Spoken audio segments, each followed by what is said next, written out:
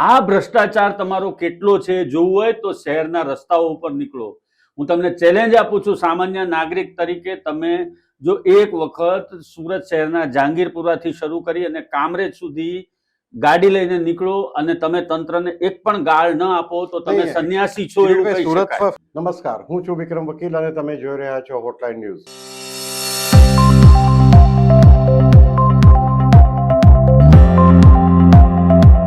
વાત નરેન્દ્ર મોદી જ્યારે ગુજરાત આવ્યા તારની છે, પણ એના પડઘા, આ જે ઘટના છે એના પડઘા દિલ્હીમાં હજુ સુધી સંભળાય છે.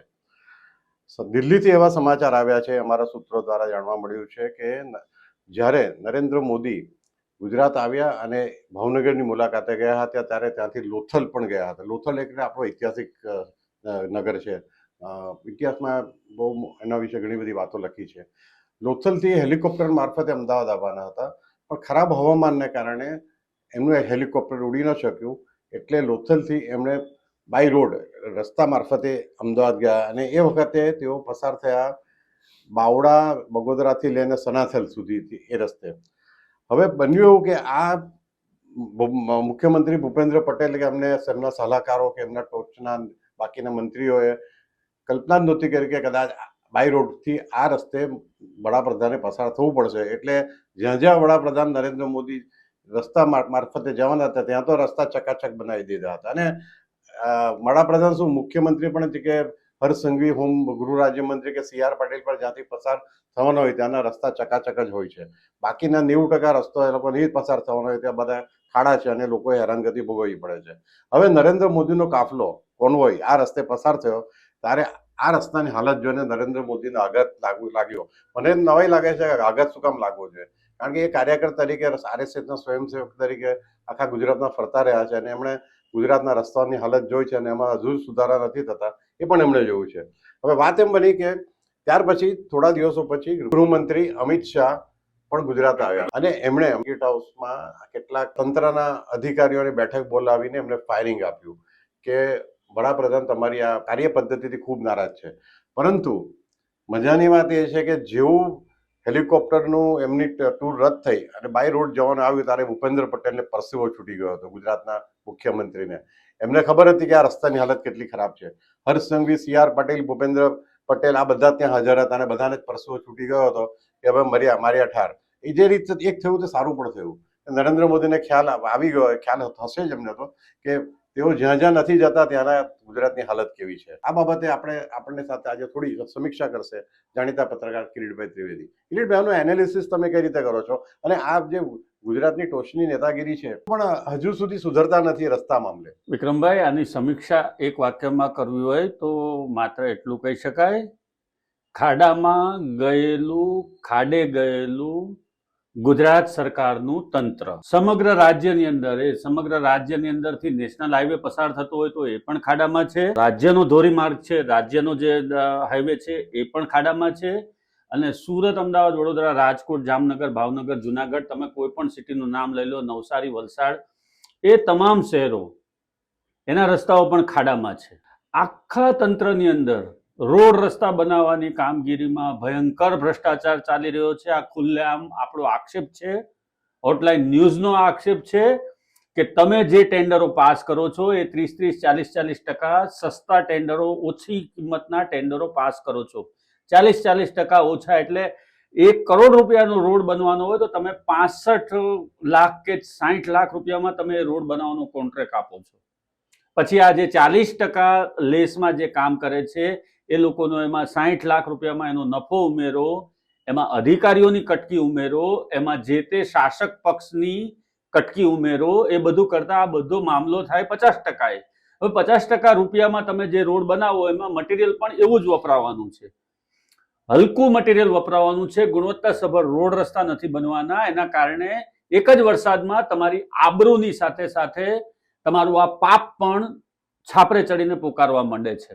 એમાં બધા જ આવી જાય છે, સરકારી તંત્ર આવી જાય છે, અધિકારીઓ આવી જાય છે, રાજકારણીઓ આવી જાય છે અને જવાબદાર રાજકારણીઓ પણ જે તે સમિતિના ચેરમેન હોય અથવા તો જે તે વિભાગના મંત્રી હોય તો એ બધા જ આવી જાય છે. આ ભ્રષ્ટાચાર તમારો કેટલો છે જોવું હોય તો શહેરના રસ્તાઓ ઉપર નીકળો. હું તમને ચેલેન્જ આપું છું, સામાન્ય નાગરિક તરીકે તમે જો એક વખત સુરત શહેરના જહાંગીરપુરાથી શરૂ કરી અને કામરેજ સુધી ગાડી લઈને નીકળો અને તમે તંત્રને એક પણ ગાળ ન આપો તો તમે નહીં, સંન્યાસી છો એવું કહી સુરત શકાય. ફક્ત સુરત વડાપ્રધાનની વાત કરીએ, સુરત, આપણે આખા રાજ્યની વાત કરીએ છીએ. આપણે હા, સુરત એક આમ ઉદાહરણ અમદાવાદ, છે. વડોદરા, રાજકોટ બધા જ બધા જ શહેર મેં બધાના નામ લીધા. બીજી વસ્તુ કે વડાપ્રધાન જ્યારે અહીંયા 15 વર્ષ 14 વર્ષ સુધી મુખ્યમંત્રી હતા, 2001 થી 2014 સુધી, ત્યારે ગુજરાતના રસ્તાઓ કેવા હતા આપણને બધાને ખબર છે. ખૂબ સારા રસ્તાઓ હતા. અરે લોકો બેસણામાં જાય ને ભાજપના કાર્યકરો તો પણ એ લોકો ઉદાહરણ રસ્તાનું આપી અને બેસણામાં ખરખરો કરતા હતા મરનારની પાછળ કે આ તો રસ્તા સારા છે એટલે અમે 2 કલાકમાં પહોંચી ગયા, નહીતર અમારે 4 કલાક થાય. આવી રીતે ભારતીય જનતા પાર્ટીના કાર્યકરો આવી સ્ટાઇલથી પોતાના શાસકના વખાણ કરવા માટે આ રીતનું કરતા હતા. હવે ભારતીય જનતા પાર્ટીના એ જ કાર્યકરો એવી રીતે કહે છે કે રસ્તા તૂટેલા છે એટલે અમારે તમારે ત્યાં બેસણામાં આવવાના 6 કલાક થયા. આ જ કાર્યકરો જે મોઢે આ બોલતા હતા એ આ મોઢે બોલે છે. તમારું તંત્ર, ભારતીય જનતા પાર્ટીનું સમગ્ર તંત્ર, રાજ્ય સરકારનો માર્ગ અને વાહન વ્યવહાર વિભાગ અને આ જે રોડ રસ્તાના કામની જવાબદારી છે એવા તમામ વિભાગોનું તંત્ર ભ્રષ્ટાચારને કારણે ખાડે ગયું છે અને ખાડામાં પ્રજા પડી રહી છે. આજની જ સાહેબ સુરતની એક ઘટના છે.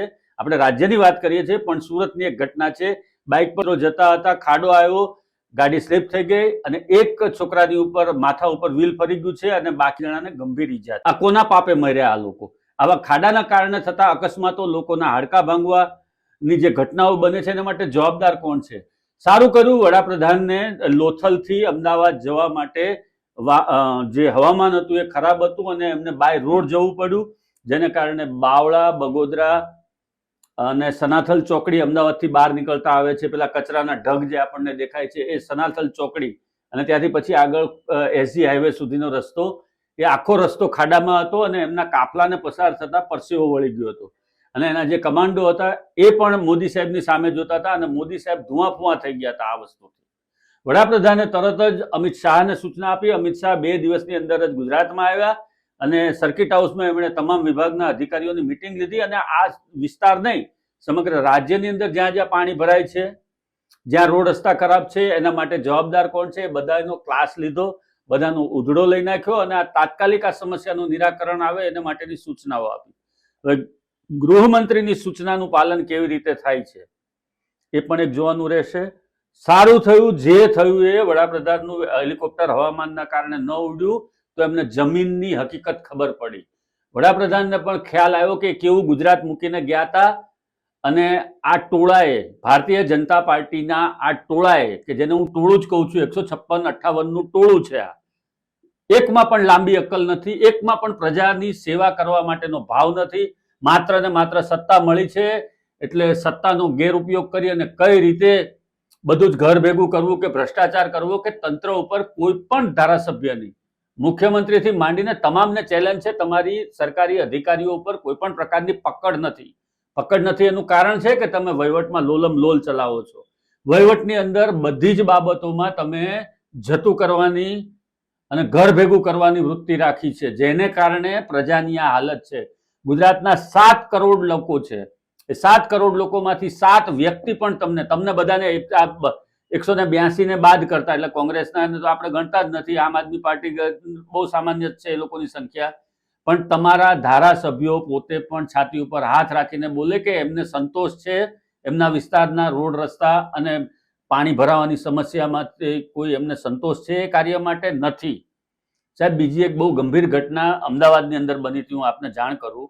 એક દંપતી મોપેડ ઉપર જતું હતું અને ત્યાં ટોરેન્ટ પાવરનું નીચે કરંટ ફેલાયેલો હતો પાણીની અંદર અને એ દંપતી ત્યાં એક્ટિવા ઉપર જતું હતું એમના કોઈ સંબંધીને ત્યાં કે ઘર પાસે પોતાના, ત્યારે એ ત્યાં તરફડિયા મારીને વીજ કરંટ લાગવાને કારણે મરી ગયા. ત્યાં પાણી ભરાયેલું હતું.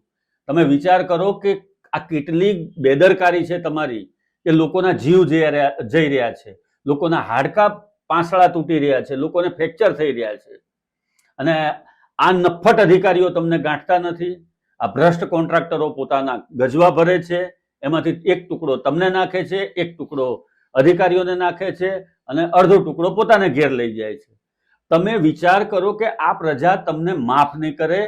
ડિસેમ્બર મહિનાના મહાનગરપાલિકાના ઇલેક્શનમાં આ તંત્રના ખાડાઓ તમને ડુબાડશે. ભારતીય જનતા પાર્ટી જો એવા વહેમમાં હોય કે ભાઈ એ લોકોનું કોઈ કઈ વાળ વાંકો નહીં કરી શકે, તો આ પ્રજાએ ઇન્દિરા ગાંધીને પણ હરાવેલી છે, આ પ્રજાએ રાજીવ ગાંધીને પણ હરાવેલા છે, અને આ જ પ્રજા તમને પણ ઘેરે બેસવાનો ઓર્ડર આપતા જરાય શરમ નહીં રાખે, જરાય સંકોચ નહીં રાખે.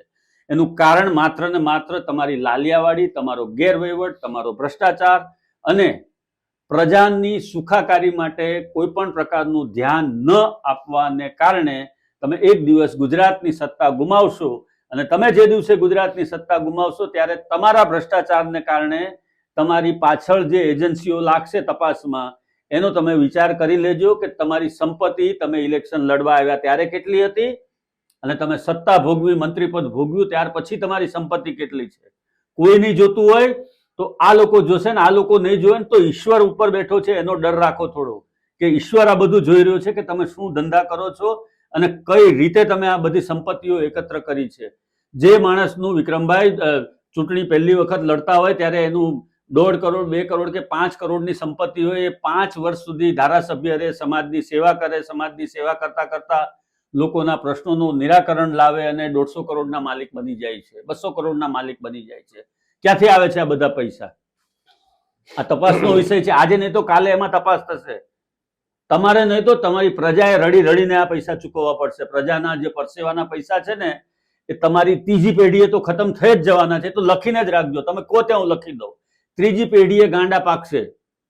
પહેલી પેઢી કદાચ તમારા સત્કર્મને હિસાબેથી તમે બની ગયા છો, બીજી પેઢી તમારી કદાચ એ લોકોના સત્કર્મ કે સારા કર્મને કારણે તમારે ત્યાં જન્મ લીધો હશે એને, પણ ત્રીજી પેઢીએ પ્રજા ગાંડી પાકશે. આ બહુ ખરાબ વસ્તુ છે.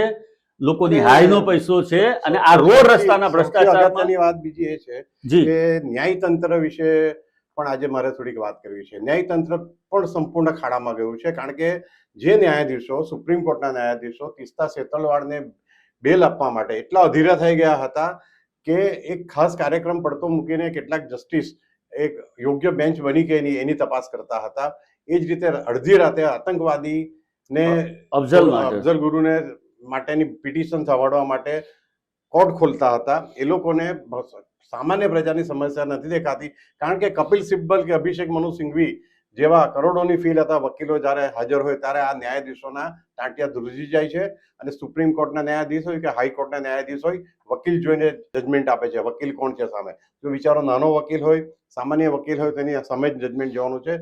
જે કરોડોની ફી લેતા હોય, આજે જો બપોરે એક વાંચતો હતો તેમાં એક સરસ આર્ટિકલ હતો કે આ વકીલોની મિલકતો જાહેર કેમ નથી થતી, અને વકીલોની ફી ઓફિશિયલ લેવા માટે એક કાયદો બનવો જોઈએ કે ભાઈ એમને કોર્ટ મારફતે વ્હાઇટની ફી લઈ શકે, પેલા બ્લેકની ફી લેતા પકડાય તેમની સનદ રદ થવી જોઈએ, અને એની પણ એક મર્યાદા બંધાવી જોઈએ. કારણ કે આ રીતે તો સામાન્ય માણસ માટે ન્યાય મેળવવાનું એકદમ અઘરું બની ગયું છે. પરંતુ આ નરેન્દ્ર મોદીના ધાક આટલો છે એટલું સારું પણ છે. ભૂપેન્દ્ર પટેલ ની ઇમ્પ્રેશન હવે નરેન્દ્ર મોદી આગળ કેવી રહી છે એ તો ભવિષ્ય જ કહેશે. Thank you very much Kirit.